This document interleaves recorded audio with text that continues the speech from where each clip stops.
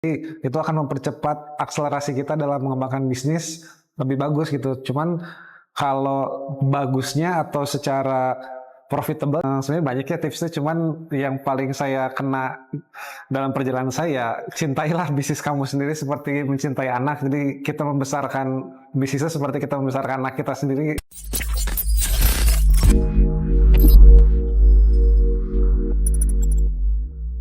Selamat pagi guys, selamat datang di Digiris ID. Kita di sini berjalan-jalan baru dari suatu event di Bandung dan kebetulan saya ketemu dengan seorang owner dari warung sushi luar biasa di Bandung. Namanya adalah Kang Adit. Ya. Kang, nama susinya apa Kang? Nama susinya Balista Sushi Anti. Balista Sushi Anti bisa dicek di 8 titik di Bandung ya kalau nggak salah. Saat ini 12 titik. Wah, 12 titik luar biasa. Saya kurang update ya teman-teman.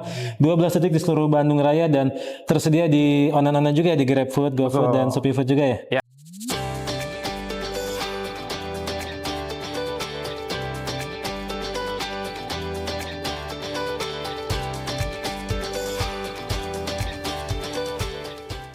Oke, gimana Kang? Tiba-tiba keidean bikin warung sushi Kang? Awalnya sekitar tahun 2014, waktu itu zaman saya masih kuliah S1. Akhirnya saya memutuskan untuk menjalankan bisnis apa ya yang kira-kira saat itu sedang nge-fight. Dan kebetulan saat itu dapat orang yang punya skill sushi kebetulan. Saya waktu itu saya mau jualnya es krim sebenarnya dan es krim, milk tea. Cuman saat proses pencarian, ternyata saya punya orang yang punya skill sushi. Akhirnya di situ ya udah kita ciptakan aja produk sushi. Kebetulan saat tahun itu sushi lokal atau mungkin sushi yang affordable di Bandung itu nggak ada karena kita taunya hanya sushi yang saat ini harganya lumayan tinggi. Nah saat itu kita bisa dibilang kita pionir sushi affordable di Bandung. Oke, tinggi banget guys. Kalau beli sushi teman-teman harus merogoh kocek mungkin sekitar Rp200.000 untuk berdua ya biasanya sampai Rp300.000 ya. Dan di Balista Sushi kita bisa menikmati under 100K ya. Betul. Bahkan kita sushi start dari 10.000 juga udah ada per plate-nya karena kita ada sushi conveyor juga. Oh ada sushi conveyor. Itu yang di cabang mana kan? Conveyor. Itu ada di cabang Saparua, cabang Cimahi, sama cabang Buah Batu. Berarti Kang start dari mana tuh Kang? Cabang pertama dari Balista?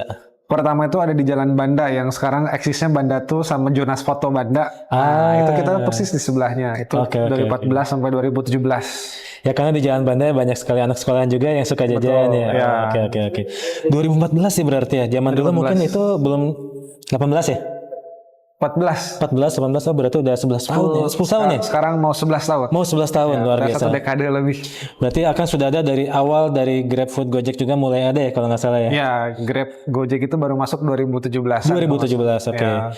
Berarti kalau dulu mungkin 100% offline untuk revenue ya. Kalau sekarang mungkin gimana Kang dibandingkan dengan online? Sekarang kita udah ya mix lah, ada kita sebenarnya sekarang masih dominan online sebenarnya. Dominan online, oke. Kita bisa dibilang salah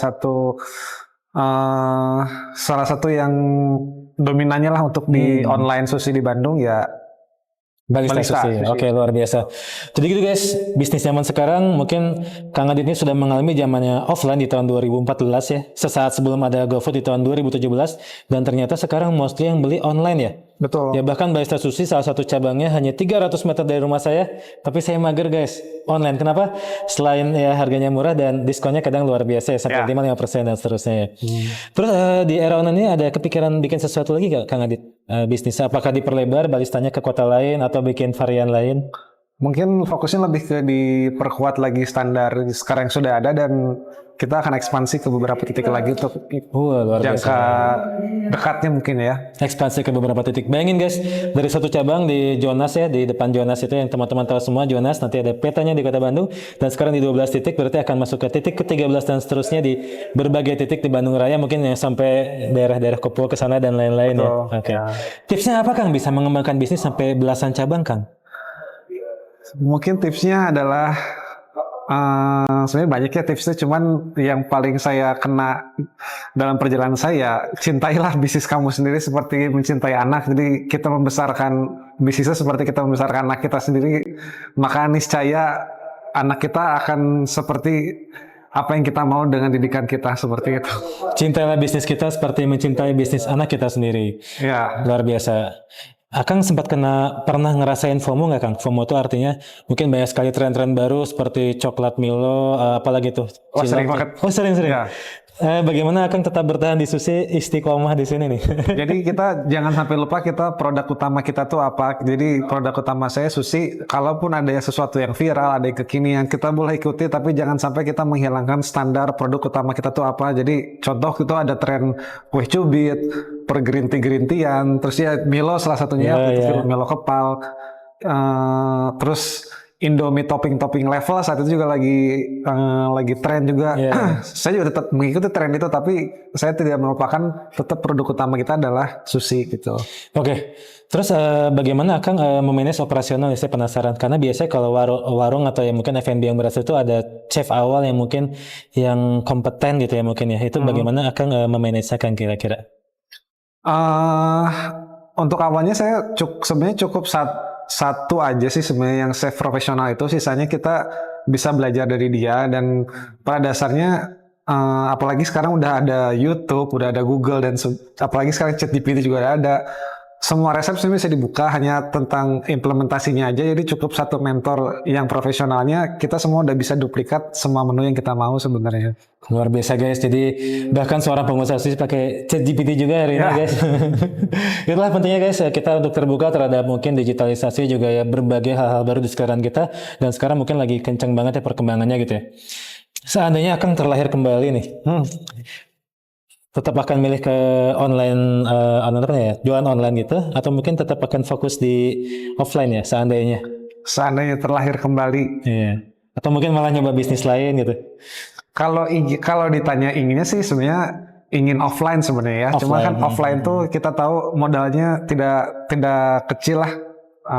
Sedangkan kalau buat penonton sekalian, kita kalau mau mulai bisnis online tuh kita bahkan mulai dari rumah sendiri pun bisa, dari dapur pun bisa. Jadi itu akan mempercepat akselerasi kita dalam mengembangkan bisnis lebih bagus gitu. Cuman kalau bagusnya atau secara profitable ya pasti bagus offline. Tapi dengan adanya online kita dipermudah buat ekspansi bisnis kita gitu. Jadi itu ya, kita bisa mulai bisnis dengan modal yang tidak sebesar ya.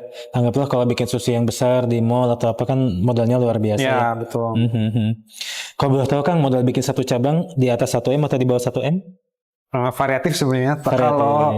Kalau hanya sekedar online itu under 100 juta pun itu sangat bisa. Buat Bahkan under 50 juta pun bisa ya. Tapi kalau kita mau menyediakan meja makan, apalagi konsepnya Jepang yang mana identik dengan agak lux mungkin ya, kalau makanan Jepang itu ya modal di atas 500 tuh kayaknya udah pasti harus keluar kayaknya. Luar biasa. Jadi itu guys, bisa under 50 juta kalau kita mau bikin sushi online ya, dan mungkin harus sedikit bersabar ya, bisa memahami sistem online-nya, GoFood atau Grab dan lain-lain ya. Betul. Daftarnya juga kalau nggak salah bisa berbulan-bulan ya itu. Karena sekarang pemainnya makin banyak, jadi daftar pun tidak semudah saat dulu. Jadi antriannya lebih panjang untuk sekarang. Panjang ya. Dan mungkin komisinya yang sekarang tidak seperti yang dulu. Kalau dulu kan banyak platform masih nge-burn biaya marketing. Masih murah ya. Betul. Oke. Kalau sekarang jangan lupa diperhitungkan biaya lain-lainnya, jadi jangan sampai salah memasang harga gitu. Oke, siap. Mas Adit nih, kita mungkin mengakhiri sedikit, kita beneran lagi papasan guys, hari ini kita baru kenal nih, luar biasa beliau berkenan kita culik ke sini. Mungkin ada tips dan trik buat teman-teman yang ingin berusaha F&B di era digital ini Kang, yang baru memulai nih. Oke. Di era digital ini kalau memulai F&B itu intinya jangan takut untuk memulai, dan jangan malas untuk mensurvei. Maksudnya malas untuk mensurvei itu apa? Karena kita di era sekarang tuh sangat mudah loh untuk mensurvei kompetitor atau pemain besar. Apa sih yang lagi sedang tren, bisa dilihat dari contohnya aplikasi GoFood, GrabFood, ShopeeFood. Kita tinggal lihat apa sih yang lagi tren, apa sih yang lagi hype, apa sih yang sedang diinginkan konsumen.